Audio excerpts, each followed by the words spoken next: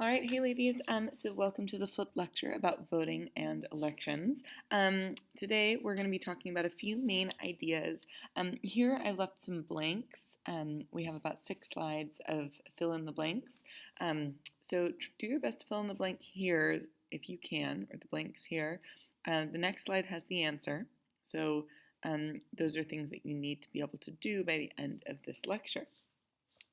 So the United States holds blank elections as a means of keeping politicians close to the preferences of a blank of the people. Take a minute. The United States holds frequent elections as a means of keeping politicians close to the preferences of a majority of the people. The United States uses a system of blank rule in which the candidate with the most votes wins the electoral district. Blank rule creates a strong pressure towards two-party politics and makes it difficult for third parties to succeed. Plurality. The United States uses a system of plurality rule in which the candidate with the most votes wins the electoral district. Now notice this is plurality and not majority. The reason it's not majority is because majority is 50% plus 1, and rarely in elections do people get over 50%. Plurality just means more than anybody else, or the most votes. So the United States uses a system of plurality rule in which the candidate with the most votes wins the electoral district. Plurality rule creates a strong pressure toward two-party politics and makes it difficult for third parties to succeed. Blank rule shapes the incentives facing candidates and parties. It creates strong pressure on the parties or candidates to take blank policies so as to appeal to the median voter among the electorate as a whole. So remember, if you're appealing to the median voter, think about that chart that we drew about the different politicians and where they stand. Who are they appealing to? Plurality rule shapes the incentives facing candidates and parties. It creates strong pressure on the parties or candidates to take centrist policies so as to appeal to the median voter among the electorate as a whole. Okay. Most voters develop strong attachments to blank based on agreement on policy, social pressure, or upbringing. Those who identify with a blank vote with that blank nearly all of the time. Most voters develop strong attachments to political parties based on agreement on policy, social pressure, or upbringing. Those who identify with a party vote with that party nearly all of the time. Campaigns try to mobilize their candidate supporters and persuade blank voters. Remember, who are candidates targeting with their campaigns? Undecided voters, right? They're not going to try to persuade the people that they already know have a strong allegiance to one group or another. All right, now on to the lecture.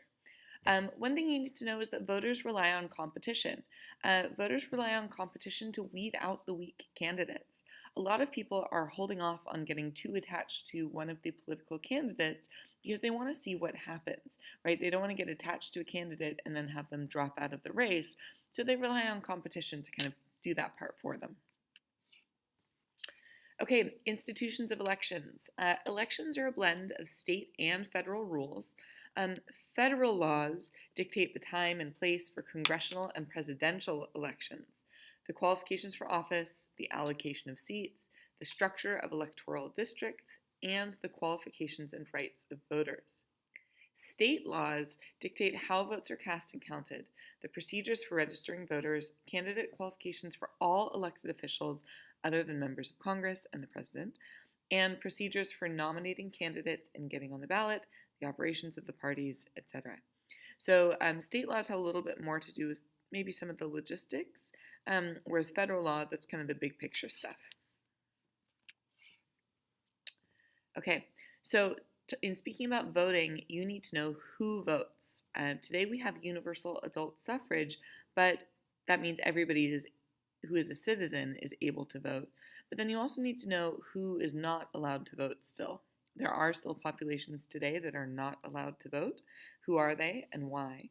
And also, who votes and why don't people vote? We talked a little bit about that in last class. How? How do people vote?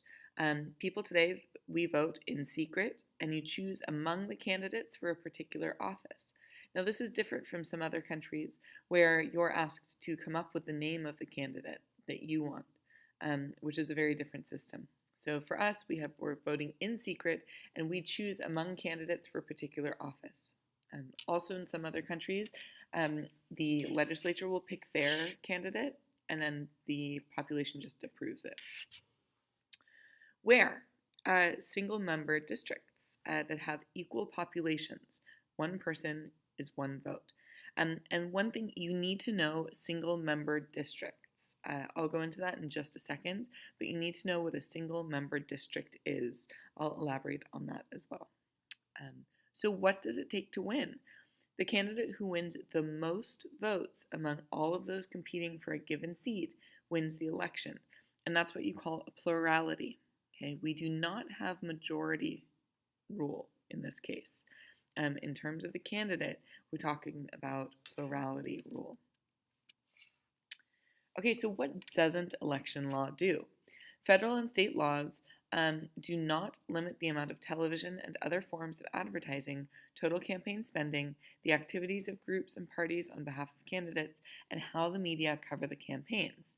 So that's kind of interesting that federal and state laws don't limit the amount of money that can be spent on the campaign, or other groups who decide that they want to support a campaign are not limited in how much money they want to donate, because they're kind of independent of the party and of the politician.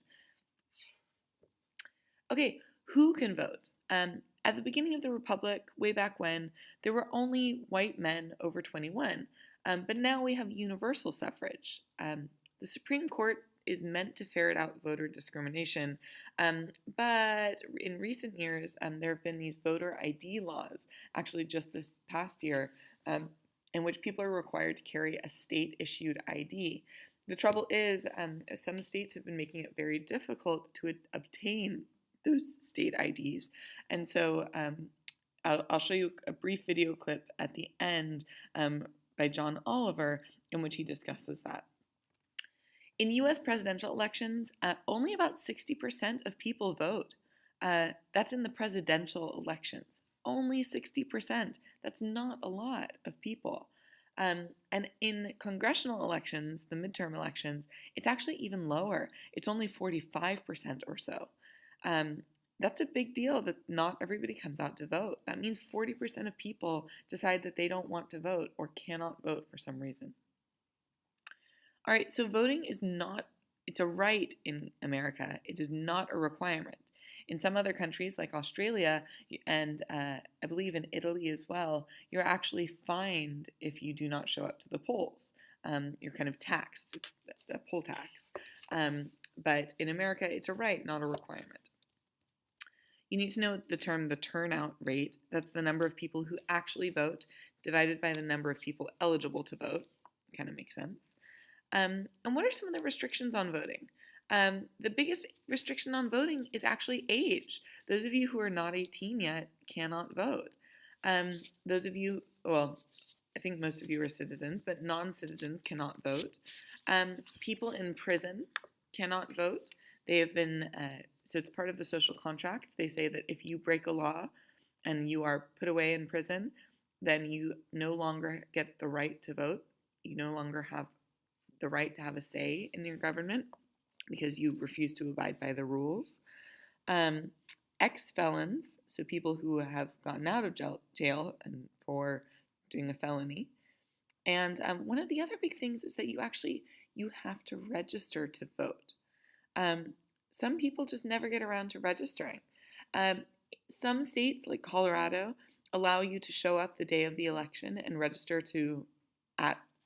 on the day of the election. But most other places you have to register quite far in advance, sometimes as far as 2 or 3 months out.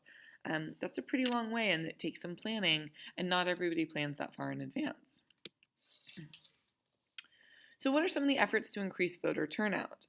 Given that only 60% of Americans come out to vote on average in American elections. Um, there's something called the Motor Voter Bill, which is really catchy, but try saying that 10 times fast. Motor voter, motor voter. Right, it's tough. Anyway, Motor Voter Bill was put into place by President Clinton in 1993, and that's a law that eases voter registration by allowing individuals to register to vote when they applied for a driver's license, as well as in public assistance and military recruitment offices. So this is pretty cool because instead of having to go and register to vote separately, whenever you go apply for a driver's license, you just check a box and it says, would you like to register to vote at this time? And you say yes. It's been largely successful, and I think in increasing voter turnout, it would be really interesting for you guys to look into some of the results from that. Also, a lot of the political parties on the state level have some pretty major get out the vote efforts where people go door to door or sit outside your supermarket and try to register people to vote as a way of increasing voter turnout. You'll also know some things like Rock the Vote. Some of you might be familiar with that celebrity campaign, which is a bunch of celebrities getting together and encouraging people to vote, particularly targeting young people, because young people tend to have some of the lowest voter turnout rates among all of the different age groups.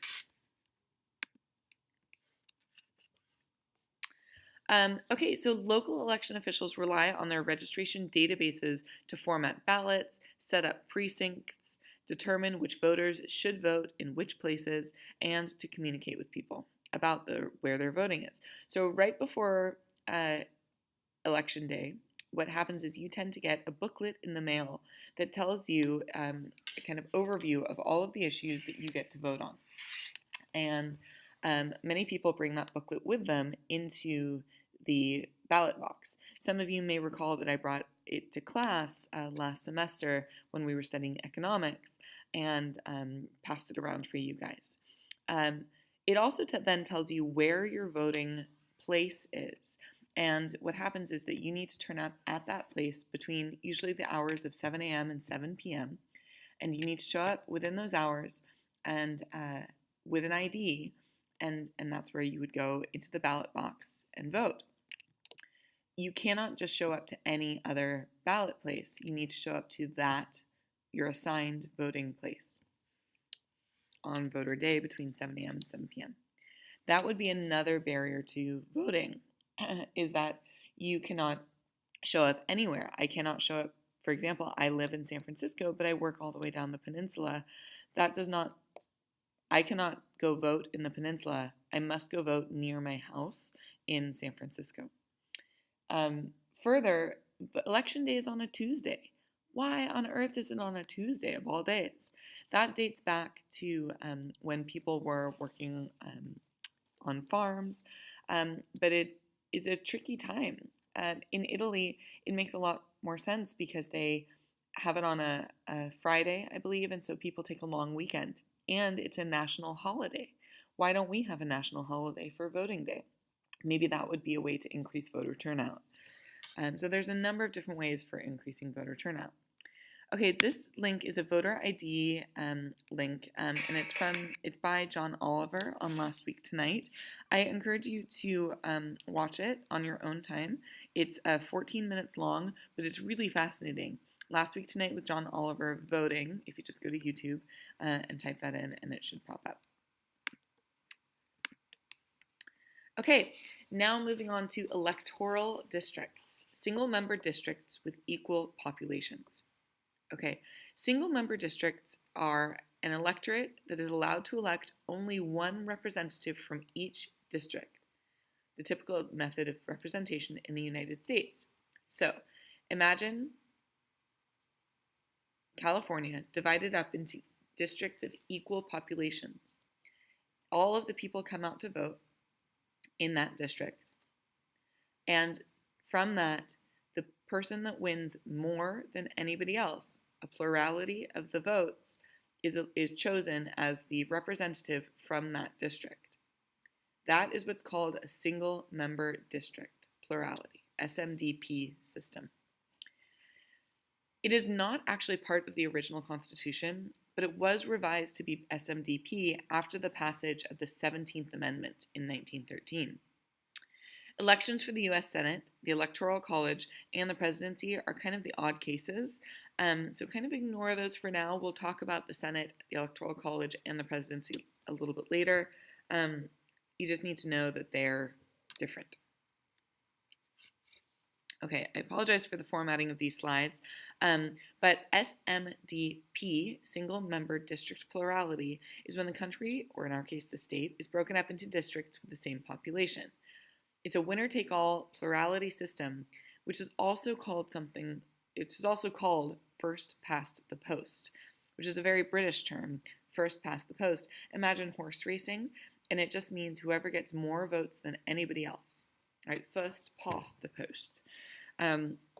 Okay, so you vote for an individual to represent your district, and the winner only needs a plurality of votes. They just need more votes than anyone else. They do not need a majority, because remember, a majority is 50% plus 1, or 50% or more.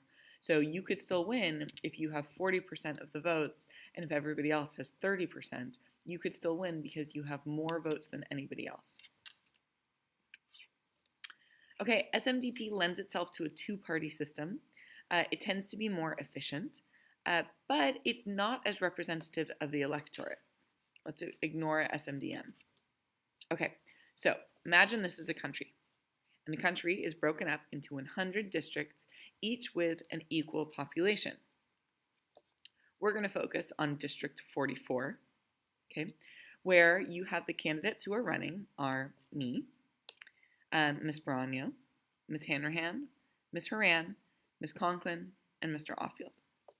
Okay, and we've each been assigned a color, so pay attention to those colors. Okay, so again, we have 100 districts, each with an equal population, and we're focusing on District 44.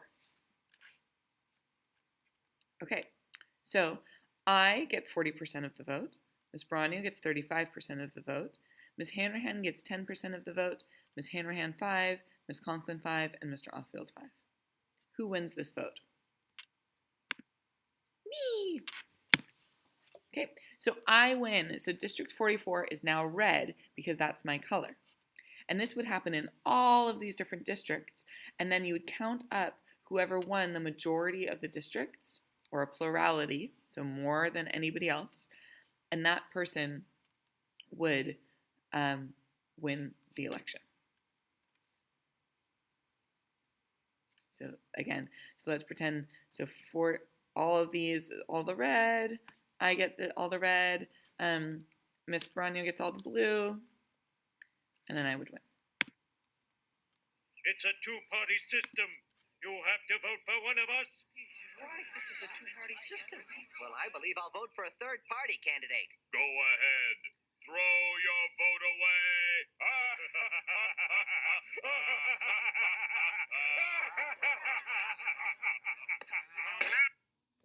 Okay, so that was a little clip to talk about third parties and part of why they tend to fail. So we're actually going to, I think we actually talked about that last class. So, okay, so the Senate and Electoral College, they have unequal representation. The apportionment, so how they're divided, how seats are divided, so the apportionment of Senate seats to states is unequal representation. For example, Wyoming has 575,000 people, but they have the same number of senators as California's 38 million people. So the Senate seats are not really equal because to the population. The Electoral College is a little bit tricky. The Electoral College, larger states select fewer electors per capita than smaller states. This stems from the Connecticut Compromise, when small states wanted more representation creating the Senate. Okay, so this is interesting. In 2010, we had a census, and the census changed because each of the different populations of each of the different states changed. So the states that you see minus, they actually had smaller changes in population, right? Small changes in population. The bigger states often ended up gaining seats in the House of Representatives, and the Electoral College seats are based on the number of House of Representatives. So you'll notice that some of these states gained seats, some of these states lost seats, and here's a list. So these are the states that lost seats. These are the states that remain the same, and these are the states that gained seats. So let's find California. So California has a population in 2010 of 37 million.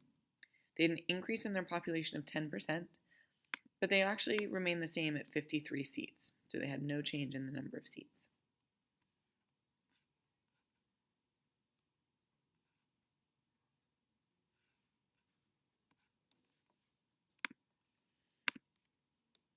Okay, this is a map of California and how California is divided into congressional districts in 2015.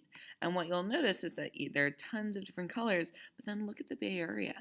The Bay Area has lots of different congressional districts. And why are these districts so much smaller than, for example, this pink area? Well, remember that they're divided based on equal populations.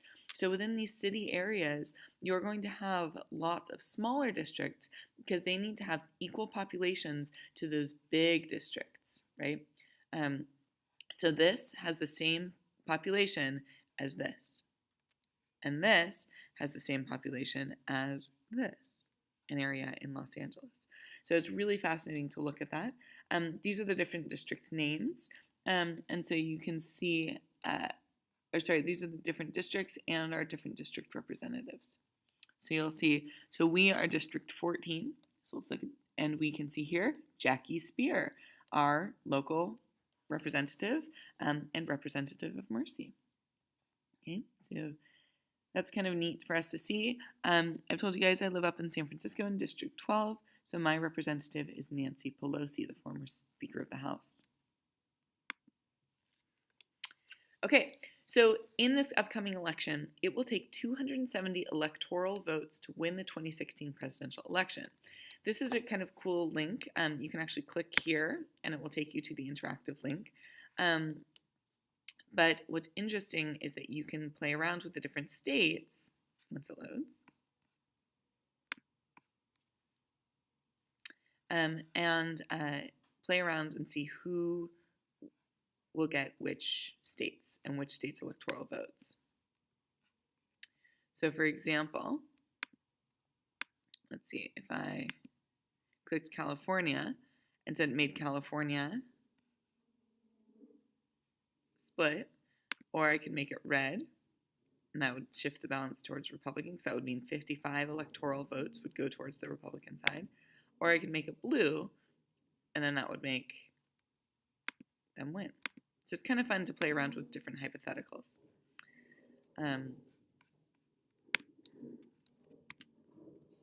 Okay, what you need to know is that geography is really important in elections.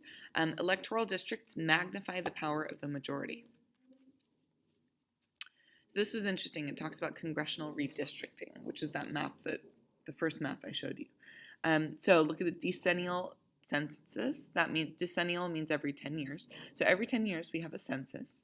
And the Census Bureau applies a mathematical formula called method of equal proportions to determine the number of congressional seats to which each state is now entitled. Some states gain seats, some states lose seats, and others remain unchanged. Then, party strategists examine census findings, seat gains and losses, and voting data to try to develop state-by-state districting formulas that will help their party. Strategists also examine election laws and recent court decisions. Then, national parties invest money and other resources in state legislative races to try to exert maximum influence over the reapportionment process. And at the same time, party strategists brief state legislatures on possible districting schemes, so how they want to divide it up. Then members of Congress lobby state legislatures for favorable treatment, as state legislatures and legislative commissions hold hearings to develop rules and procedures for redistricting. Okay, so this is where they're basically, they're all trying to gain some sort of advantage in how the territories are divided.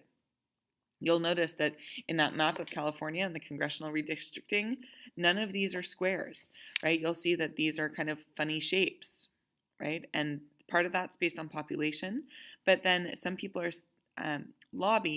different political parties are going to lobby to try to get that line. Say they know that they want this to be a Republican district and they know there's a big pocket of Republicans right here, then they would lobby to have that part included and maybe a pocket of Democrats not included. Okay, so next, new district boundaries are drawn. The bill is voted in the state legislature and sent to the governor, and then the governor accepts or vetoes those boundaries. Losers appeal to state and federal courts who make the final decision, and then parties begin planning for the next round. So this is an ongoing process that just continues every 10 years. So it's important. Geography is really, really important to who gets elected and which party gains power. Okay, so what you need to know is that the state legislature and the governor are the people who are responsible for drawing those lines and drawing those boundaries. And you also need to know about a term called gerrymandering. You may have studied this last year in U.S. history, but gerrymandering is the apportionment of voters in districts in such a way as to give unfair advantage to one political party. So again, including that political group or a pocket that you know could help to get you elected. That's called gerrymandering. It's used to dilute the strength of not only of a party, but also of a group. For example, racial minorities. So back in the 1960s and 1970s, gerrymandering was used to divide the black vote to prevent the election of black candidates to Congress. I have a handout for you guys, which I'll give you in class to discuss this. Okay, plurality rule versus majority rule. What do we have? Plurality rule, victory goes to the individual who gets the most votes in an election, but not necessarily a majority of the votes cast. Remember, that's first. We have first past the post. Then majority rule is to win a seat in the legislature or representative body. A candidate must receive a majority, 50% plus 1, of all of the votes cast in the relevant district. So what do we have? Plurality rule. So again, why do we have a two-party system? Think back to that two-party system activity. The big part is that we have a single member district plurality. Remember, somebody just needs to win more than anybody else. And we've covered this a little bit, that how do voters decide? Party ID is the biggest factor, right? So if you know that you're, for example, a Democrat, you can vote for the Democrat knowing that you're going to vote the party line. So party ID is the biggest factor. Remember, religion is the second biggest factor. Which kind of leads into issue voting, prospective voting, and retrospective voting. Okay, median voter theorem is what we drew up on the board, and that's the idea that when policy options can be arrayed along a single dimension, majority rule will pick the policy most preferred by the other whose ideal policy is to the left of half the voters and to the right of exactly half the voters. So again, that's when we talked about Hillary being a little bit more moderate. She's going to choose a policy that's more moderate so that she can get more voters because she'll get some to the right and some to the left. Okay, and that's it for today. Go back and check those main ideas. Make sure that you understand those main ideas and that are able to discuss plurality, centrist policies, political parties, and undecided voters.